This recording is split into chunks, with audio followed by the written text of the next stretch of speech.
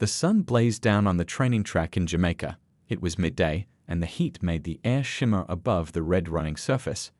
Usain Bolt, the fastest man alive, had just finished his 5th sprint of the morning. He slowed to a walk, breathing hard but steady, his tall frame moving with the natural grace that had made him a legend. "How was that?" he called to his coach, who stood by the finish line holding a stopwatch. His coach nodded with approval. "Still got it," he said with a grin. "After all these years, you're still defying what we thought was possible." Bolt smiled and grabbed his water bottle. He'd broken world records, won Olympic gold medals, and become a global icon. But lately, he'd been wondering what new challenges life might hold for him. At 35, he was past the age when most sprinters competed professionally, but his passion for speed hadn't dimmed one bit. As Bolt cooled down, a van pulled up to the edge of the training facility. A woman stepped out, followed by 2 men carrying camera equipment. Bolt recognized the National Geographic logo on their shirts and remembered his manager mentioning something about a documentary interview. The woman approached with confidence, extending her hand. "Mr. Bolt, thank you for making time for us today. I'm Lisa from National Geographic." Bolt shook her hand warmly. "Just Usain is fine. Happy to talk with you all." Lisa smiled, but there was something in her expression that suggested she had more than a simple interview in mind. "Actually," she said, "we're here to propose something that's never been done before." She motioned to one of her colleagues, who opened a tablet and showed Bolt a series of images: sleek, spotted fur, a running animal captured in mid-stride. "A cheetah?" Bolt asked, raising an eyebrow. "The fastest land animal on Earth," Lisa nodded. "We want to create the ultimate speed comparison, you against nature's perfect sprinter, visualized in 3D detail." Bolt's coach, who had wandered over, let out a laugh. "You're joking, right? A human against a cheetah? That's not even close to a fair comparison." But Bolt wasn't laughing. He was studying the images with genuine interest. He'd often wondered how his abilities stacked up against the natural world's best. People called him Lightning Bolt, but how did human lightning compare to what nature had perfected over millions of years? "Tell me more," he said, his eyes still fixed on the cheetah's powerful build. Lisa explained their vision, using cutting-edge technology to capture both Bolt's sprint and a cheetah's run, then creating a side-by-side 3D visualization that would show exactly how each generated their remarkable speed. "We're not just measuring who's faster, that's obvious," she explained. "We're looking to understand the beauty of motion, the different ways that evolution and human determination have created speed." Bolt's coach shook his head. "You know those cats hit 70 miles per hour, right? No human comes close to that." "Exactly," Lisa said. "But Usain is the closest humanity has ever come. That's what makes this comparison so fascinating." By now, several other athletes and staff had gathered around, listening with interest. Bolt took a long drink from his water bottle, thinking. He had always pushed boundaries, always looked for ways to test himself against the seemingly impossible. "Where would this happen?" he asked finally. "You'd run here, on your track. The cheetah would run at a wildlife conservation center. We'd use identical measurements and conditions, then bring it all together with our visualization technology." The other athletes started chatting excitedly. One of Bolt's training partners nudged him. "Man, you gotta do this. How cool would it be to see yourself running next to a cheetah?" Bolt laughed. "Pretty cool," he admitted. Then, turning back to Lisa, "What would I need to do?" Lisa's face brightened. "We'd record your sprint with special cameras. Our team would measure everything: your stride length, acceleration, muscle movement, even how your feet contact the ground. Then our computer experts would create the most detailed 3D model of human running ever made." Bolt's coach still looked skeptical, but he could see the excitement building in his athlete's eyes. He knew that look. It was the same one Bolt had before every major race of his career. "When do we start?" Bolt asked. "We can set up the equipment tomorrow, if that works for you," Lisa replied. "The actual recording would be next week, after we've done some test runs." Bolt extended his hand to Lisa. "You've got yourself a deal.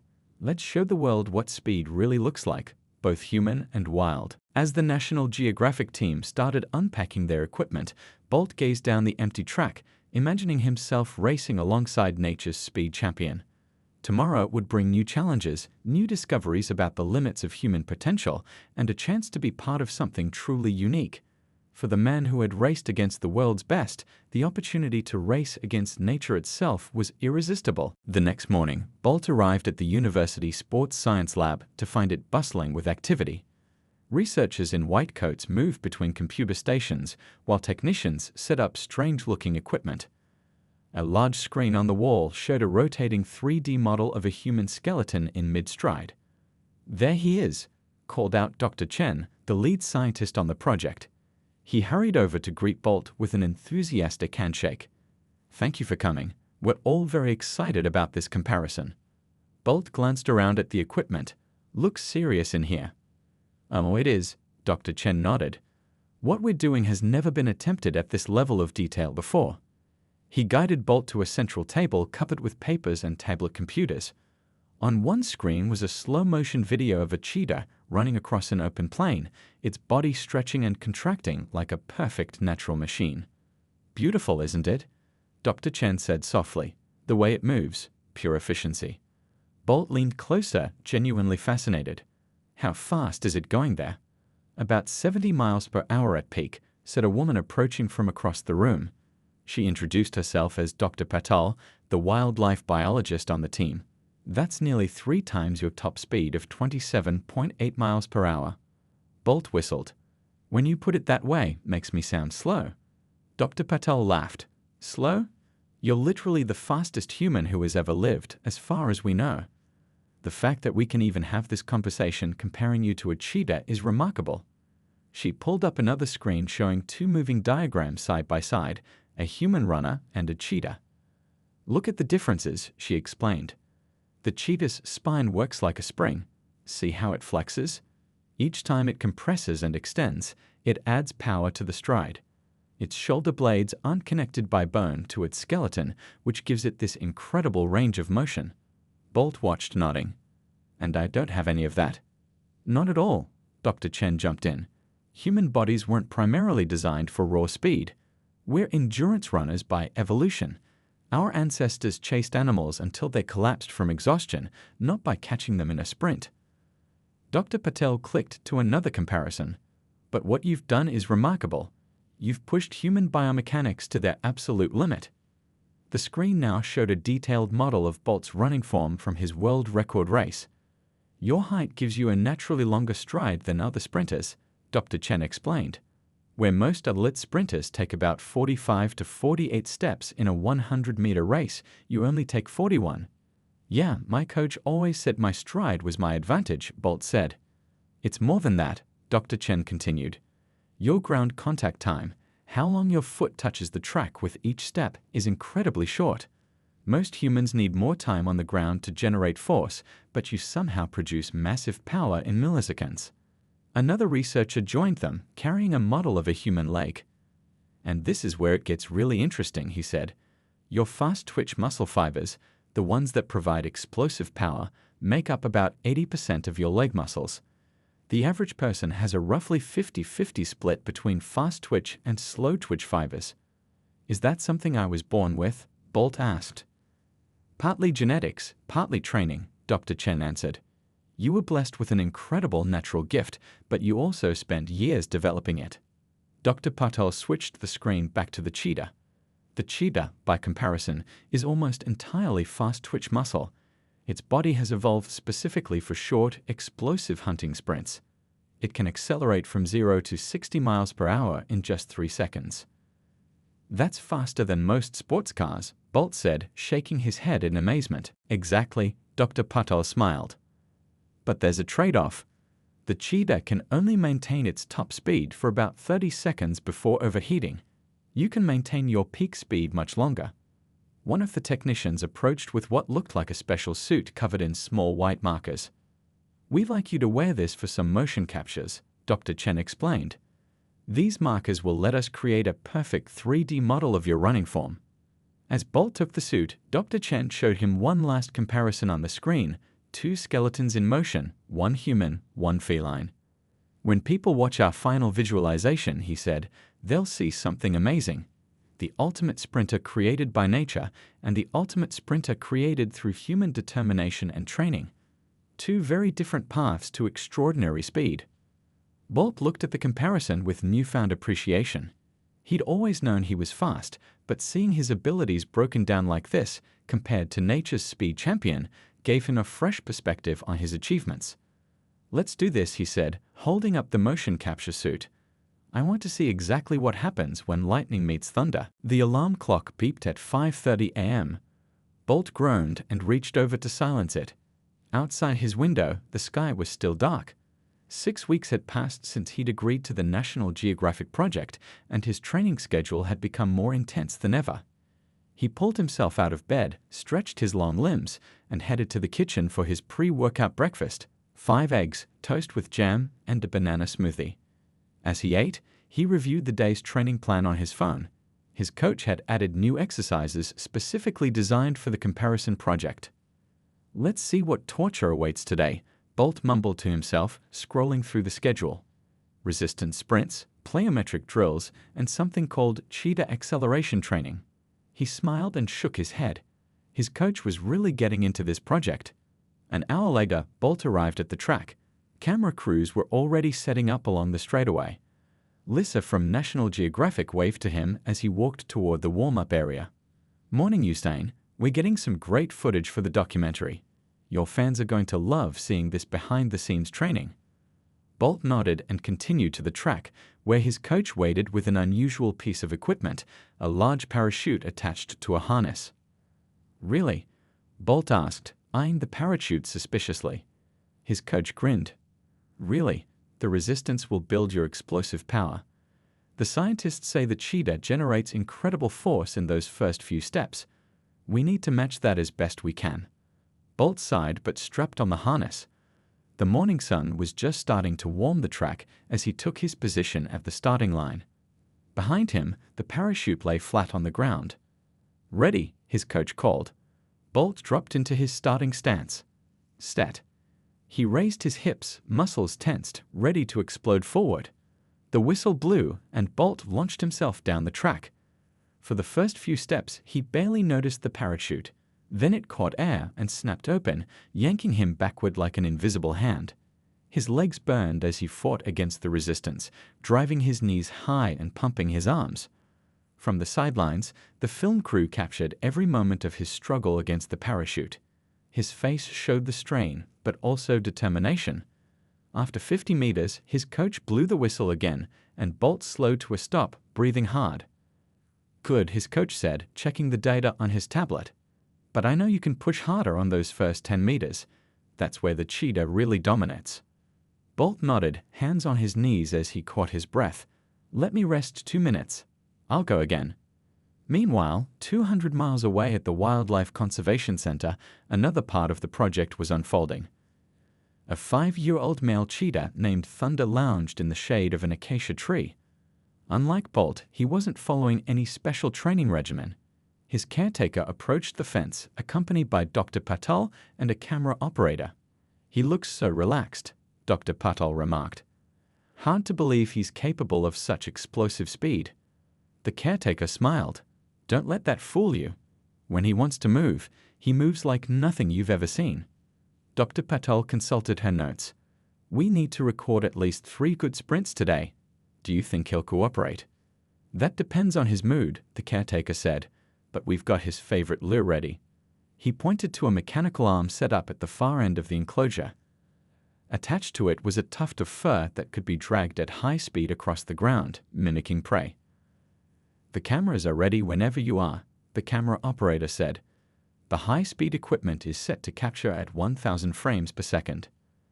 The caretaker nodded and took out a whistle. At the sound, Thunder's ears perked up. He rose to his feet, suddenly alert, eyes focused on the caretaker. The transformation was immediate, from lazy cat to predator in seconds. The mechanical lure began to move, darting across the ground.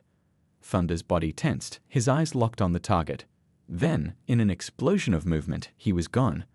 A blur of spotted fur streaking across the enclosure. Dr. Patel gasped.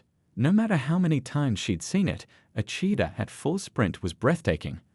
Thunder's body stretched and compressed with each bound, his spine flexing like a bow. His claws dug into the earth, propelling him forward at mind-boggling speed. The cameras tracked his movement, capturing every muscle, every footfall, every twist of his powerful body. Incredible, the camera operator whispered. Just incredible. Back at the track, Bolt was now working with the trainer on his starting technique. Slow-motion cameras captured his every movement as he practiced exploding from the blocks. The first step, the trainer explained, that's where you can gain the most. Think about driving forward, not just up. Bolt nodded, sweat pouring down his face. He returned to the blocks, settled into position, and at the signal, launched himself forward with everything he had. The camera caught the powerful extension of his legs, the perfect angle of his body, the determined set of his jaw. As the sun climbed higher in the sky, both man and Cheetah continued their displays of extraordinary speed, one through careful training and conscious effort, the other through pure, instinctual power. Two very different athletes preparing for an unprecedented comparison. 2 weeks later, Bolt stepped into what looked like a movie studio. The large warehouse space had been transformed into a high-tech laboratory. Cameras on robotic arms lined both sides of a specially built track. Computers hummed and technicians in headsets bustled about, checking equipment and calling instructions to each other. "Wow," Bolt said, looking around. "This is serious stuff." Lisa walked over to greet him. "Welcome to our tech hub. We've been setting up all week." She guided him through the space, pointing out different pieces of equipment.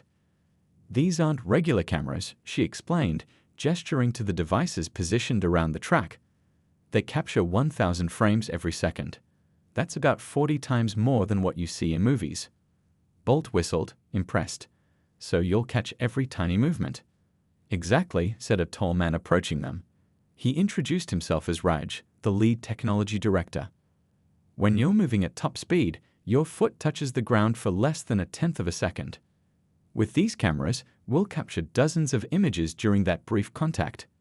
Raj led them to a table covered with what looked like small white buttons. "These are motion capture markers," he explained, picking one up. "We'll place 87 of these on your body. They reflect light that our cameras track, letting us create a perfect 3D model of your movement." "Like in video games?" Bolt asked. "Similar, but much more precise," Raj smiled. "We use this technology for medical research, studying how the human body works. It's never been used to compare a human athlete to a wild animal before." He walked them over to a wall of computer screens showing colorful 3D images of human and animal skeletons in motion. "Our software will take all the data from these markers and build a digital version of you that we can study from any angle. We'll see exactly how your muscles, bones, and joints work together when you sprint." A technician joined them, carrying what looked like a high-tech jumpsuit covered in sensors and wires. "This measures your muscle activity," she explained. "It tells us which muscles are working hardest at each moment of your sprint." Bolt looked at the suit with raised eyebrows. "Looks uncomfortable." The technician laughed. "It's not too bad. The sensors are very thin. You'll hardly notice them once you start running." "And what about the Cheetah?" Bolt asked. "You can't exactly put one of these suits on Thunder." Raj grinned and led them to another section of the warehouse. Here, large screens showed footage of Thunder running in slow motion. "We've already filmed Thunder using these same high-speed cameras," he explained. "For him, we use something called markerless motion capture. The computer identifies key points on his body and tracks them automatically." He clicked a button, and the image on screen changed to show Thunder's skeleton and muscles moving in perfect synchronization with his body. "That's amazing," Bolt said, watching the digital model of flowing muscle and extending bone. "You can see every detail." "Wait until you see this," Raj said, clicking another button. The screen now showed split images. On one side was Thunder running, on the other was Olympic footage of Bolt setting a world record. Below each image was a digital skeleton moving in perfect sync with the real-world footage. "This is just a preview of what we're creating," Raj explained. "The final version will compare you side by side, with detailed visuals showing exactly how each of you generates speed." Lisa pointed to numbers scrolling at the bottom of the screen. "We'll measure everything: stride length, ground contact time, joint angles, force production, even air resistance. Speaking of which, Raj added, "We have something special to show you."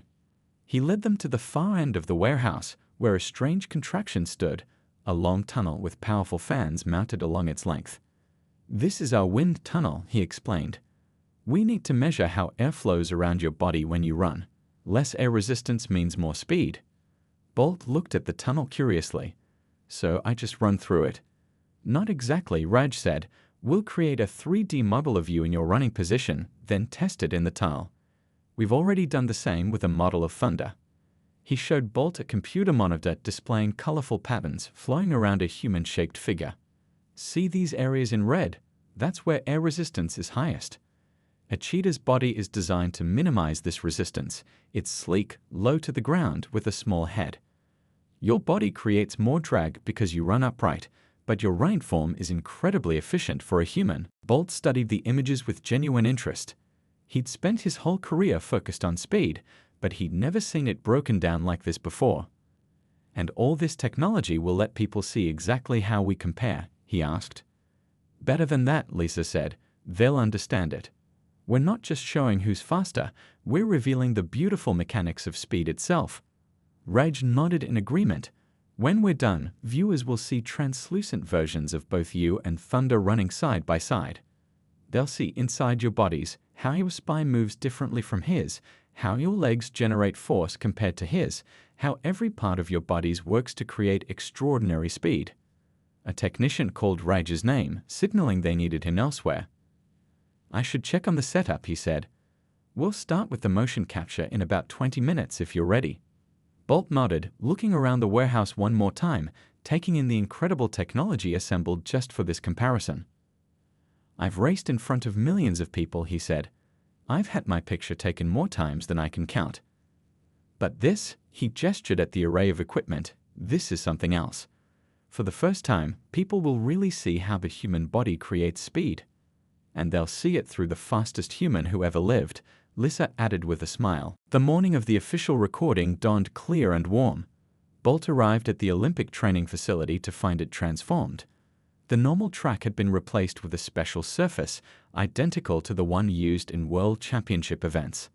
A team of workers was carefully measuring and marking every inch of it. "We need absolute precision," explained the head technician as he greeted Bolt. "We're creating identical conditions for both you and Thunder, so the comparison is as fair as possible." Bolt nodded, looking around at the preparations. "Seems like a lot of work just to confirm that a cheetah is faster than me," he joked. The technician smiled.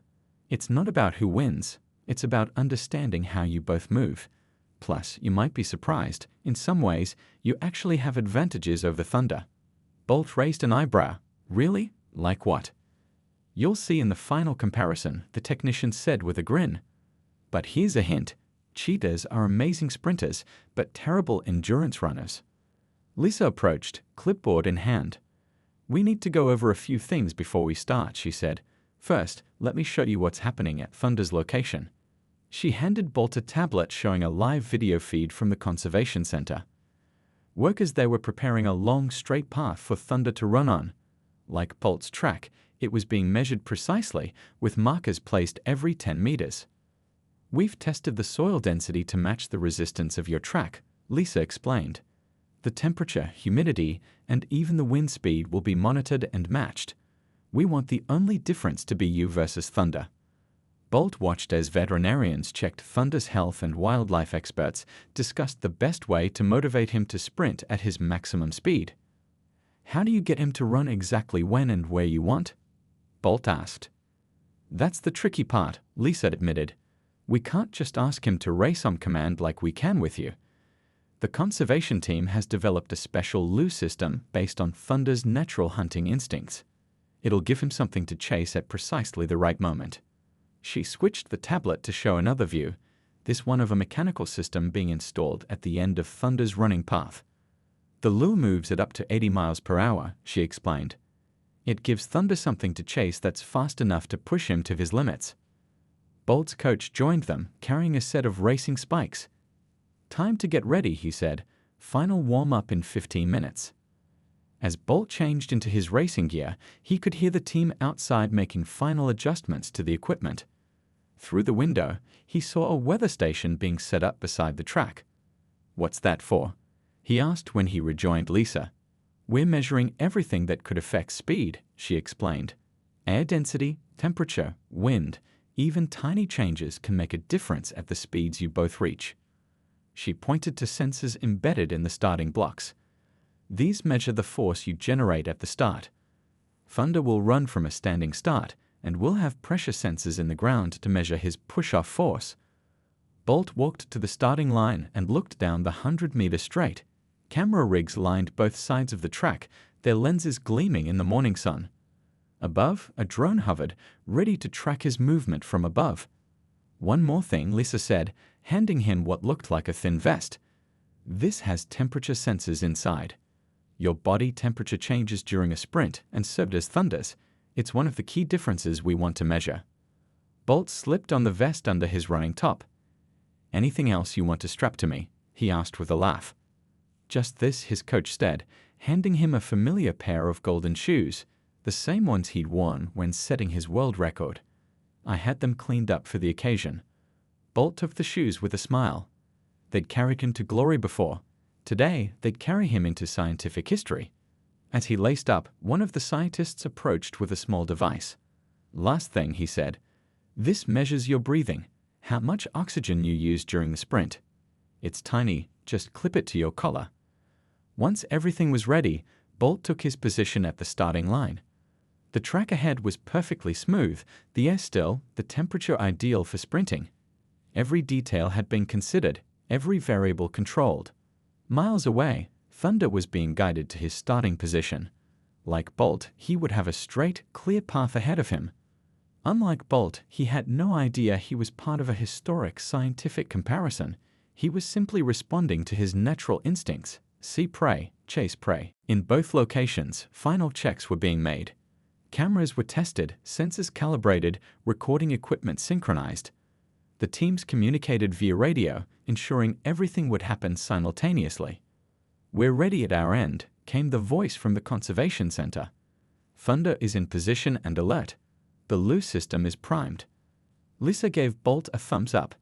"We're set here too," she replied into her headset. "Starting countdown in 30 seconds."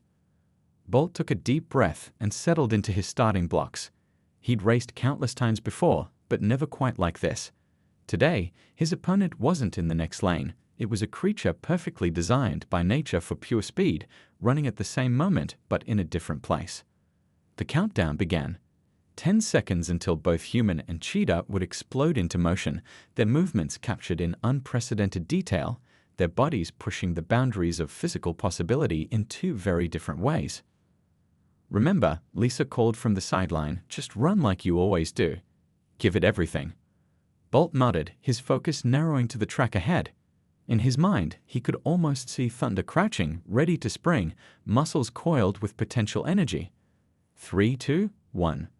The starting gun fired, its sound echoing across both locations at precisely the same instant. The gun fired, and Bolt exploded from the blocks.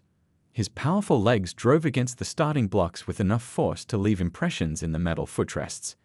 For the first few strides, his body remained low, almost parallel to the ground, as he fought against gravity and inertia. The cameras captured every microsecond, every flex of muscle, every contact between shoe and track. His face showed intense concentration, his eyes focused straight ahead, unblinking. At the Wildlife Center, Thunder reacted to the movement of the lure. His reaction was almost instant, no human could match it. While Bolt's brain needed to process the sound of the gun, send signals to his muscles, and consciously begin the race, Thunder operated on pure instinct. His body uncoiled like a spring, claws digging into the earth for traction. The first 10 meters told the story of their fundamental differences. Bolt's powerful stride gradually lengthened as he rose to his full running height, each step precisely placed from thousands of hours of training. Thunder's acceleration was explosive. Within 3 seconds, he had reached a speed that would take Bolt nearly twice as long to achieve. By the 20-meter mark, both athletes had settled into their running form. Bolt's body was a model of human efficiency.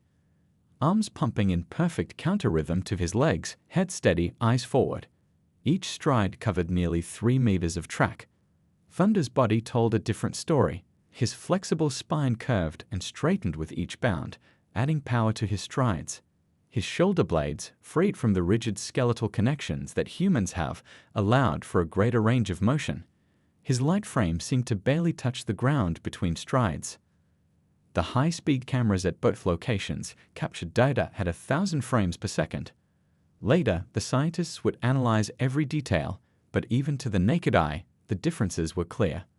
Bolt was power and precision combined, the result of natural gifts honed through years of dedicated training. Thunder was pure, wild efficiency, millions of years of evolution perfected for the single purpose of the hunt.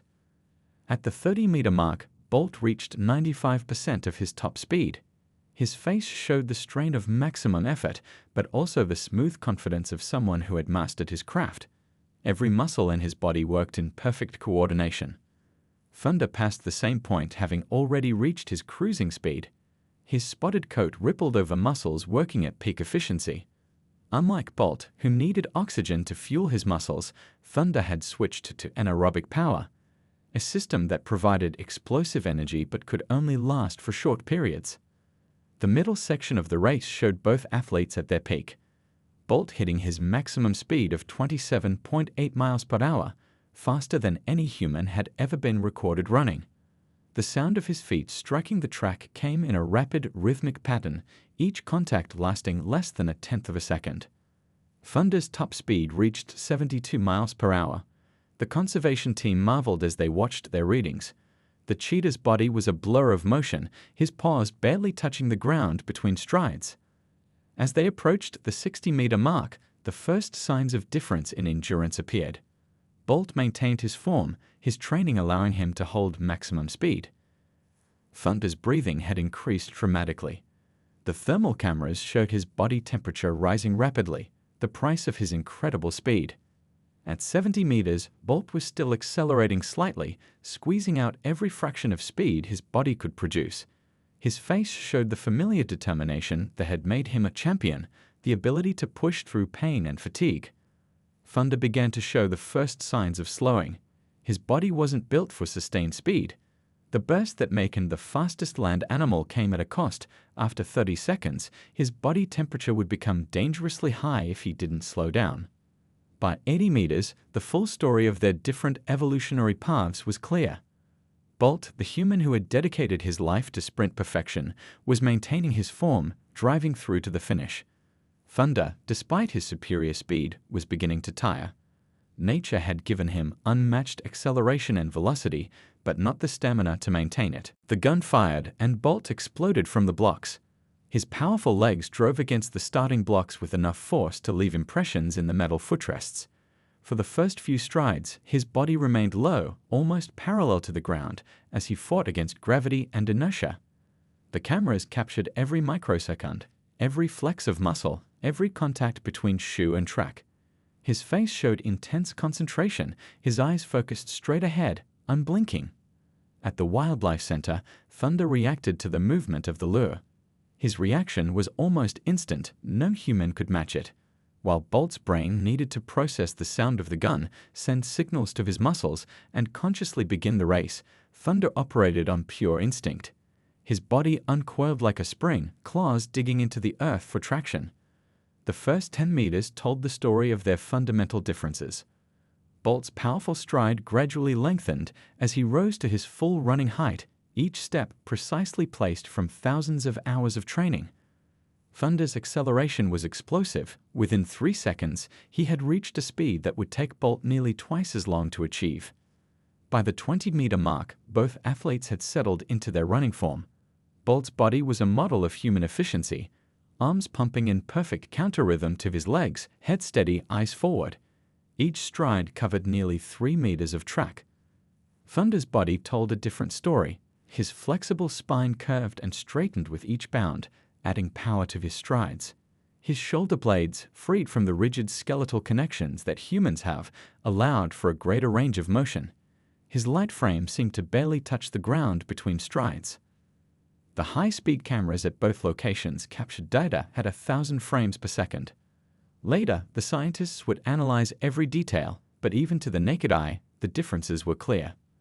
Bolt was power and precision combined, the result of natural gifts honed through years of dedicated training. Thunder was pure, wild efficiency, millions of years of evolution perfected for the single purpose of the hunt. At the 30-meter mark, Bolt reached 95% of his top speed. His face showed the strain of maximum effort, but also the smooth confidence of someone who had mastered his craft. Every muscle in his body worked in perfect coordination. Thunder passed the same point, having already reached his cruising speed. His spotted coat rippled over muscles working at peak efficiency. Unlike Bolt, who needed oxygen to fuel his muscles, Thunder had switched to anaerobic power, a system that provided explosive energy but could only last for short periods. The middle section of the race showed both athletes at their peak. Bolt hitting his maximum speed of 27.8 miles per hour, faster than any human had ever been recorded running. The sound of his feet striking the track came in a rapid, rhythmic pattern, each contact lasting less than a tenth of a second. Thunder's top speed reached 72 miles per hour. The conservation team marveled as they watched their readings. The cheetah's body was a blur of motion, his paws barely touching the ground between strides. As they approached the 60-meter mark, the first signs of difference in endurance appeared. Bolt maintained his form, his training allowing him to hold maximum speed. Thunder's breathing had increased dramatically. The thermal cameras showed his body temperature rising rapidly, the price of his incredible speed. At 70 meters, Bolt was still accelerating slightly, squeezing out every fraction of speed his body could produce. His face showed the familiar determination that had made him a champion, the ability to push through pain and fatigue. Thunder began to show the first signs of slowing. His body wasn't built for sustained speed. The burst that made him the fastest land animal came at a cost. After 30 seconds, his body temperature would become dangerously high if he didn't slow down. By 80 meters, the full story of their different evolutionary paths was clear. Bolt, the human who had dedicated his life to sprint perfection, was maintaining his form, driving through to the finish. Thunder, despite his superior speed, was beginning to tire. Nature had given him unmatched acceleration and velocity, but not the stamina to maintain it. At 90 meters, Bolt's face showed the familiar expression of someone closing in on victory, the knowledge that only a few more strides separated him from the finish. Even without competitors in the next lane, his competitive spirit drove him forward. Thunder had already achieved his goal, catching his prey, and was beginning to ease off his top speed. His body had reached its natural limits. As both crossed their respective finish lines, the times confirmed what nature had already decided. In raw speed, the cheetah's 72 miles per hour easily outpaced even the fastest human's 27.8 miles per hour. But in the bigger picture of athletic achievement, both performances stood as remarkable testaments to physical excellence. The cameras recorded it all, every muscle contraction, every heartbeat, every breath, creating a record of two of nature's most impressive speed demonstrations. 3 months after the recording day, Bolt sat in a darkened theater alongside scientists, film crew members, and conservation experts. They had gathered for the first viewing of the completed visualization. On the massive screen before them, the National Geographic logo faded in, then out, replaced by the title, Speed Unleashed, Bolt vs. Thunder. The room fell silent as the film began. First came footage of Bolt on the track, warming up, then Thunder in his enclosure, stretching in the sun. The narrator explained the unprecedented nature of this comparison, the fastest human in history measured against nature's speed champion. Then the screen split. On the left was Bolt in his starting blocks. On the right was Thunder, crouched and ready. As the starting signal sounded on screen, both exploded into motion. But this wasn't ordinary footage. The images transformed, becoming transparent outlines of both athletes, revealing what was happening inside their bodies.